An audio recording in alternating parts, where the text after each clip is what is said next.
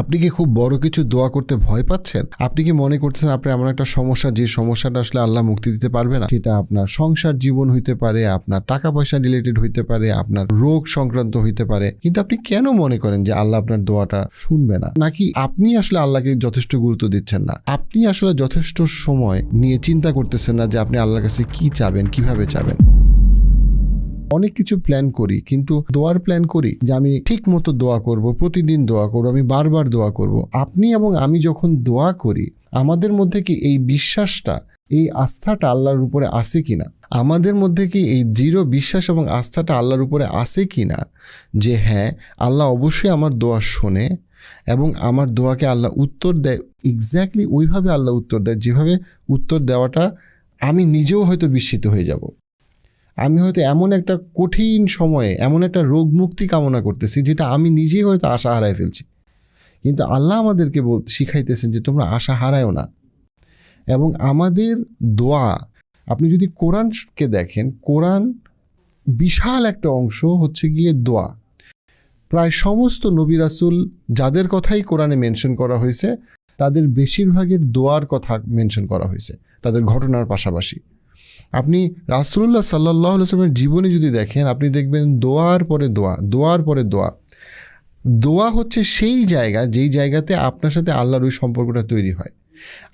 আমরা যদি সিনসিয়ারলি দোয়া করতে না পারি, দেন আমরা আল্লাহর সাথে সম্পর্ক তৈরি করা আমাদের জন্য খুবই কঠিন। আমাদেরকে বারবার সমস্ত অবস্থায় দোয়া করতে বলা হয়েছে।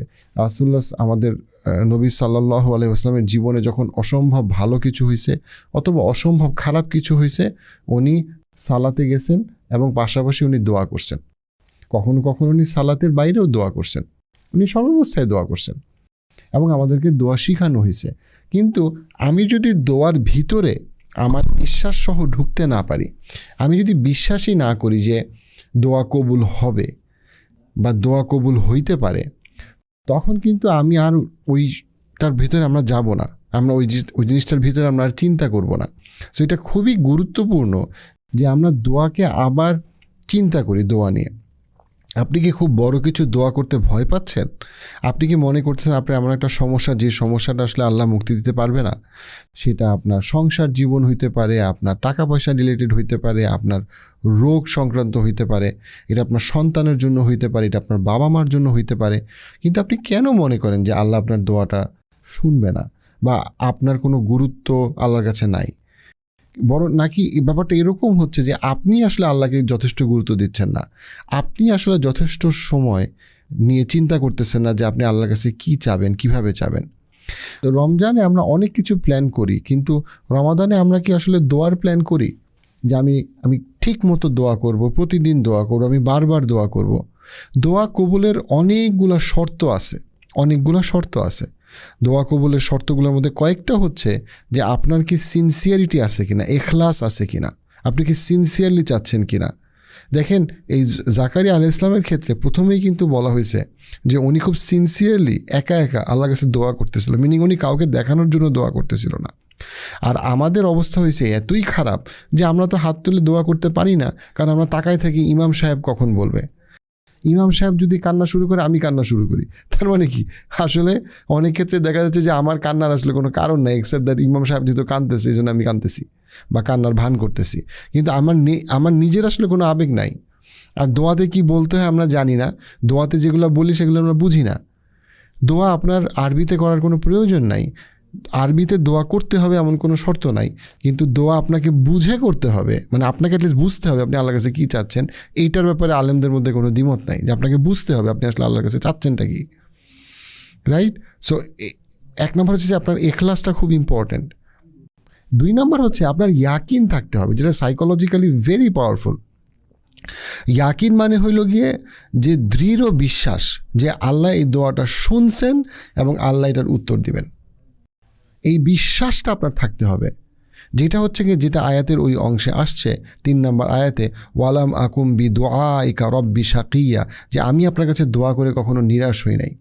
রাসূলুল্লাহ সাল্লাল্লাহু আলাইহি ওয়াসাল্লামের হাদিস থেকে আমরা জানি যে আল্লাহ সবসময় দোয়ার উত্তর দেন, কিন্তু 3টার যে কোনো একভাবে, হয় আল্লাহ ইমিডিয়েটলি আপনার দোয়ার উত্তর দেন, অথবা আল্লাহ আপনার দোয়া উত্তর দিতে মানে আল্লাহ আপনি যা চাইছেন তার থেকে আরও বেটার কিছু দেয়, অথবা আল্লাহ আপনাকে পরকালে এমন একটা কিছু দেয় যেটা পৃথিবীতে আপনার দেওয়ার থেকে আরও অনেক ভালো কিছু ছিল, অনেক ভালো কিছু ছিল।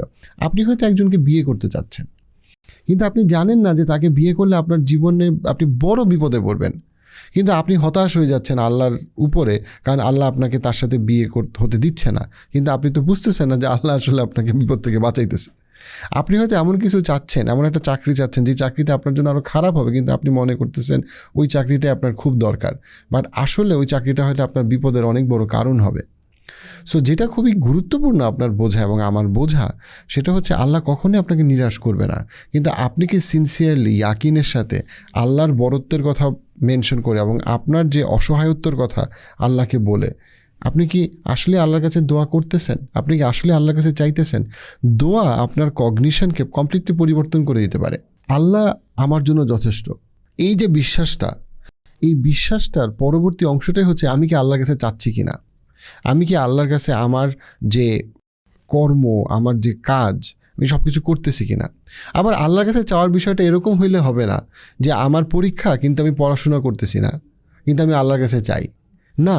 দোয়ার একটা অংশই হচ্ছে আপনি দোয়াতে যেটা বলতেছেন সেটার জন্য আপনি নিজে আপনার সামর্থ্য অনুযায়ী সমস্ত চেষ্টা করবেন, যে আপনার কি সিনসিয়ারিটি আছে কিনা, এখলাস আছে কিনা, আপনি কি সিনসিয়ারলি চাচ্ছেন কিনা। দেখেন, এই জাকারিয়া আলাইহিস সালামের ক্ষেত্রে প্রথমেই কিন্তু বলা হয়েছে যে উনি খুব সিনসিয়ারলি একা একা আল্লাহর কাছে দোয়া করতেছিল, মিনিং উনি কাউকে দেখানোর জন্য দোয়া করতেছিল না। আর আমাদের অবস্থা হয়েছে এতই খারাপ যে আমরা তো হাত তুলে দোয়া করতে পারি না, কারণ আমরা তাকায় থাকি ইমাম সাহেব কখন বলবে। ইমাম সাহেব যদি কান্না শুরু করে আমি কান্না শুরু করি, তার মানে কি আসলে অনেক ক্ষেত্রে দেখা যাচ্ছে যে আমার কান্নার আসলে কোনো কারণ নাই, এক্সেপ্ট দ্যাট ইমাম সাহেব যেহেতু কাঁদতেছে এই জন্য আমি কাঁদতেছি বা কান্নার ভান করতেছি, কিন্তু আমার নিজের আসলে কোনো আবেগ নাই। আর দোয়াতে কি বলতে হয় আমরা জানি না, দোয়াতে যেগুলো বলি সেগুলো আমরা বুঝি না। দোয়া আপনার আরবিতে করার কোনো প্রয়োজন নাই, আরবিতে দোয়া করতে হবে এমন কোনো শর্ত নাই, কিন্তু দোয়া আপনাকে বুঝে করতে হবে, মানে আপনাকে অ্যাটলিস্ট বুঝতে হবে আপনি আল্লাহর কাছে কী চাচ্ছেন। এইটার ব্যাপারে আলেমদের মধ্যে কোনো দ্বিমত নাই যে আপনাকে বুঝতে হবে আপনি আসলে আল্লাহর কাছে চাচ্ছেনটা কি, রাইট? সো এক নম্বর হচ্ছে যে আপনার এখলাসটা খুব ইম্পর্ট্যান্ট। 2 নম্বর হচ্ছে আপনার ইয়াকিন থাকতে হবে, যেটা সাইকোলজিক্যালি ভেরি পাওয়ারফুল। ইয়াকিন মানে হইল গিয়ে যে দৃঢ় বিশ্বাস যে আল্লাহ এই দোয়াটা শুনছেন এবং আল্লাহ এটার উত্তর দিবেন। এই বিশ্বাসটা আপনার থাকতে হবে। আপনি যখন ডিপলি বিশ্বাস করেন যে পৃথিবীর কোনো ক্ষমতা নাই যে আল্লাহর সাথে আপনার সম্পর্ককে বিচূর্ণ করে দিতে পারে, বিচ্ছিন্ন করে দিতে পারে, এবং পৃথিবীর কোনো ক্ষমতা নাই যে যখন আল্লাহ আপনাকে কিছু দিতে চায় সেটা থেকে সে সরায় রাখবে, তখন অটোমেটিক্যালি আপনার বিহেভিয়ার চেঞ্জ হয়ে যায়। আপনি একটা আশার আলো খুঁজে পান, যে আশার আলো পৃথিবীর কেউ নিভাইতে পারবে না।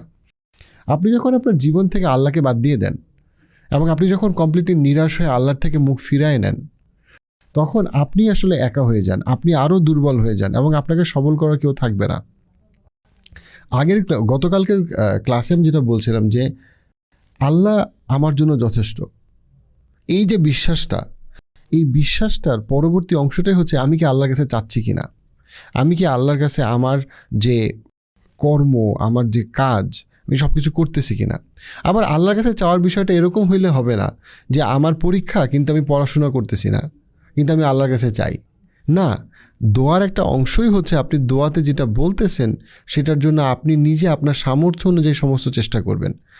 আপনি যেমন চাকরির জন্য আল্লাহর কাছে দোয়া করবেন, সুস্থতার জন্য আল্লাহর কাছে দোয়া করবেন, সেম ওয়েতে আপনি চাকরির জন্য পড়াশোনা করবেন, ইন্টারভিউয়ের জন্য প্রিপেয়ার করবেন, অসুস্থ হলে ডাক্তারের কাছে যাবেন, প্রেসক্রিপশন ফলো করবেন। সবগুলাই পার্ট আপনার সামর্থ্য অনুযায়ী কাজ করা এবং আল্লাহর কাছে আপনার দোয়া করা, এই পুরাটাই আপনার দোয়া কবুল হওয়ার জন্য একই রকমভাবে গুরুত্বপূর্ণ। সো আপনি যখন চিন্তা করতেছেন যে কোরআন কিভাবে আমাকে বদলাইতে পারে, কোরআন কিভাবে আমার মনোজগৎকে বদলাইতে পারে, আপনাকে বুঝতে হবে এমন কোনো ধর্ম নাই যে ধর্মতে প্রার্থনা নাই, যে ধর্মতে দোয়া নাই, যে ধর্মতে মোনাজাত নাই। এবং মোনাজাতের কথা বা দোয়ার কথা বারবার এই জন্যই বলা হয়েছে, ওই জায়গাটাতেই আপনার সাথে আল্লাহর সম্পর্কটা হয়। সেটা আপনি অজু ছাড়াও আপনি দোয়া করতে পারেন, নামাজের বাইরেও আপনি আল্লাহর কাছে দোয়া করতে পারেন, কিন্তু আসলেই কি আপনি প্রতিদিন দোয়া করতেছেন? আসলেই কি আপনি জেনুইনলি আল্লাহর সাথে কথা বলতেছেন, আল্লাহকে জানাইতেছেন আপনার কষ্টের কথা? খুব সুন্দর একটা কথা হচ্ছে যে তুমি যদি চাও যে আল্লাহকে কিছু বলবা, তাহলে তুমি দোয়া করো। আর তুমি যদি চাও যে আল্লাহ তোমাকে কিছু বলুক, তাহলে তুমি কোরআন পড়ো। করতেছেন, কিন্তু আপনি কি আল্লাহকে বলতেছেন যে আপনার আসলে কি দরকার? এবং কোরআন আপনাকে যেভাবে চিন্তা করতে বলে, সেই চিন্তার জায়গাটাকে আপনি ঠিক করতেছেন? এই ভিডিও ক্লিপসগুলো যদি আপনি মিস করতে না চান, পার্সপেক্টিভ ক্লিপসে সাবস্ক্রাইব করুন।